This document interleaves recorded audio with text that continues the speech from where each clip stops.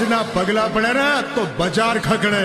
બાપ તો બાપ કહેવાય એનું ટાર્ગેટ ન થાય. હો બજાર ખકડે એના પગલા પડે મારા આવાજો ને જે કોઈ રવાડે ચડે.